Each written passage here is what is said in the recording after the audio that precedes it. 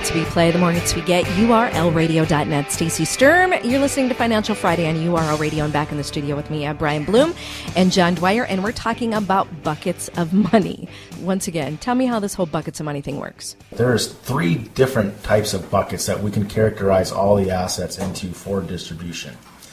And we want to help people understand that there's primarily 3 buckets.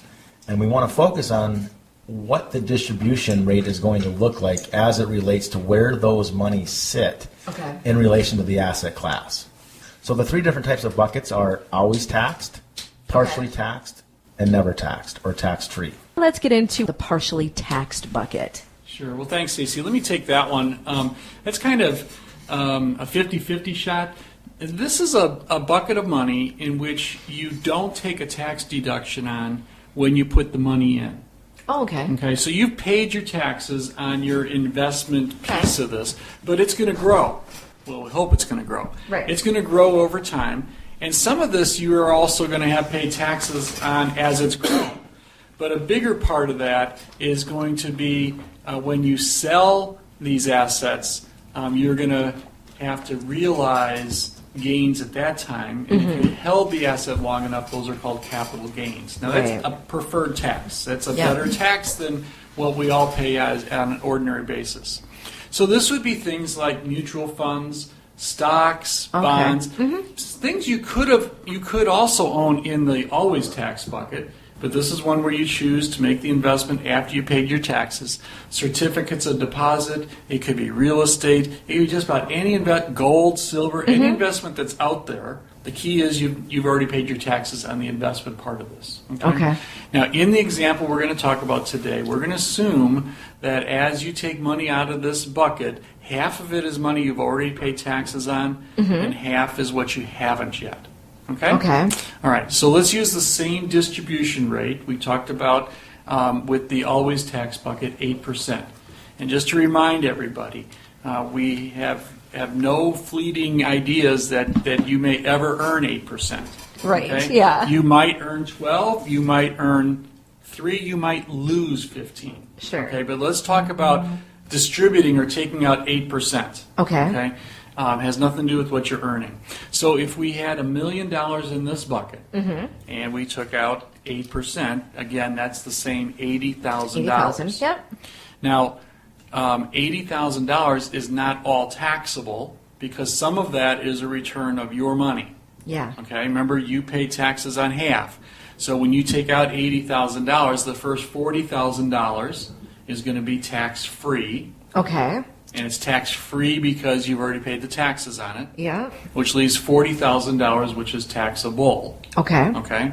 Now, because you've held these assets for a longer period of time, or a long period of time, more than a year, you get to pay what's called capital gains tax. Now, sometimes people think capital gains tax is somewhat of a penalty. It's more than your ordinary income tax. That's not true. Okay. And we're going to use a capital gains rate today of 20%. Okay. So if $40,000 is subject to capital gains tax at 20%, that's $8,000. Okay. So now let's count what you actually get to spend. From the $80,000 distribution, you get to spend the return of your 40. Yeah. The growth on the 40 minus the $8,000 of tax. Okay. So you add that up, you have $72,000.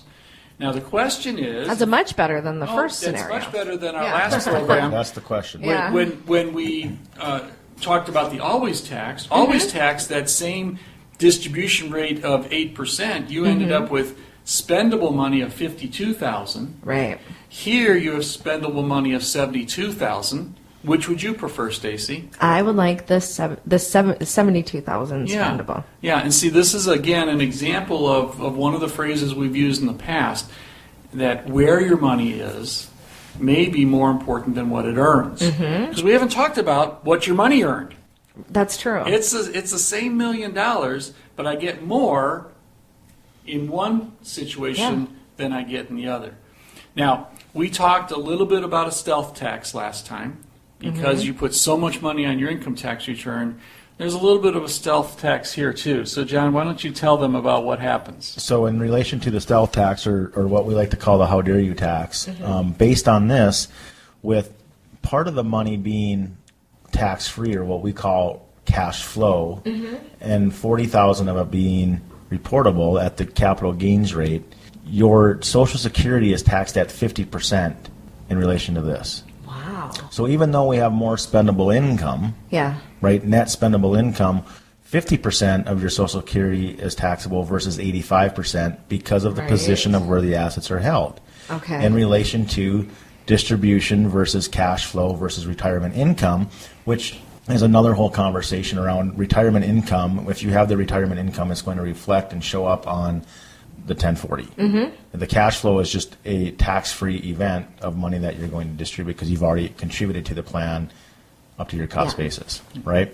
So as it relates to Social Security, it's still a better deal, Yeah. right? It's still 50% is better than 85%, 85, yeah. but it's still on how dare you tax in relation to how dare you be responsible, how dare you save, and we're going to take your Social Security and tax it with what Brian said with representation. Right. John, say it one more time for our listeners, because why is it only 50 in this situation instead of 85, what we talked about in our last program? So again, it goes back to the distribution and where the assets are categorized as it relates to cash flow versus retirement income. So the retirement cash flow is not reported on your 1040, which is your cost basis, the initial 40,000. Right. So the other 40,000 is reportable because it's a capital gains event. And so as it relates to the measure of Social Security tax, you're only having $32,000 of reportable income on your 1040, which lowers the taxable event on your Social Security to 50%. Because if you have over $44,000 of reportable income, Right. retirement income, Yeah. 85% of your Social Security is taxable, which we discussed as the always tax bucket. But now if you drop a lower or you drop a level, now the Social Security level drops. It's still taxable, Yeah. right, but at a much lower rate. Lower rate. And that's the biggest thing as it relates to what we're talking about with our clients is looking at the assets and understanding how the distribution plays out from a tax perspective. Yeah, and again, once again, it's another example of where your money is, maybe more important than what it earns, and in this situation, where it lands in your tax return, Right. or at all. You see, in this situation, if we can get the taxes on your Social Security down from 85% subject to tax to 50% subject to tax, well, we're better. Still don't like to having to pay taxes on half my Social Security because I've been taxed on that before. Right. You know, here I'm getting taxed again. But again, that's Yeah. how dare you have made plans for I know. yourself Yeah. when your neighbor maybe hasn't made plans, and we need to help them out. And it goes back to, I just want to bring this last point in, is I've never met with a client that told me that they'd rather have $52,000 of spendable income versus 72. Right. Right. If they did, you're like, I could see why you need a financial planner. Now, I think it's good, too, that we let our listeners know, too, that maybe they want to listen, make sure they listen next time, because next time we're going to talk about the never taxed The bucket. never tax bucket. Yeah, I'm liking the way these buckets are progressing. Yeah. Unfortunately, I think most people are in the always taxed bucket when they're planning for retirement. They don't know that there's other buckets. Because that's what we're told. Yeah. That's what we're told. Yeah. It's the that's what we're it's the told. BS. It's the belief It's system. the belief system, and it's just, do what the masses do, but trying to get a different result is a definition of insanity. We all know it, but yet it's what the financial institutions and the government wants us to do. So that's who's promoting the messages. Absolutely.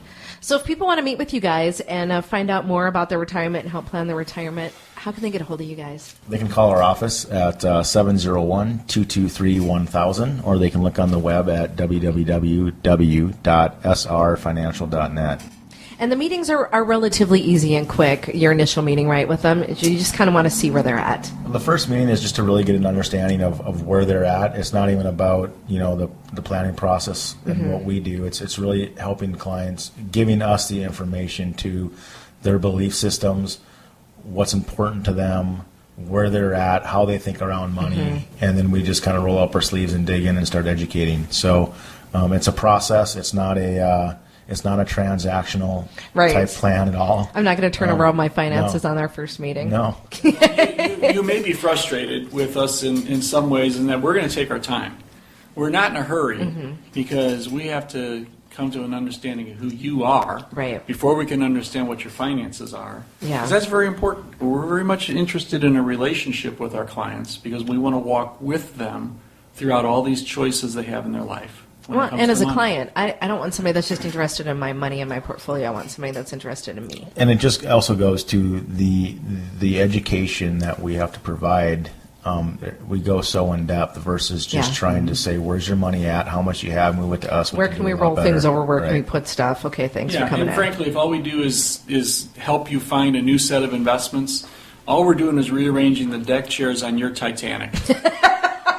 Your boat is going down. You're just maybe in a different share. What we have to do is help You you get get a a better new boat. lifeboat. You get a different view on the way You get down. a different So, cruise boat. so on the serious note, Yeah. this is a process. It is. And so, we need to spend the time to educate and help our clients truly understand where they sit, and as it relates to what their belief system is, and helps us guide what kind of conversations that we need to have to help educate them and coach them. Right.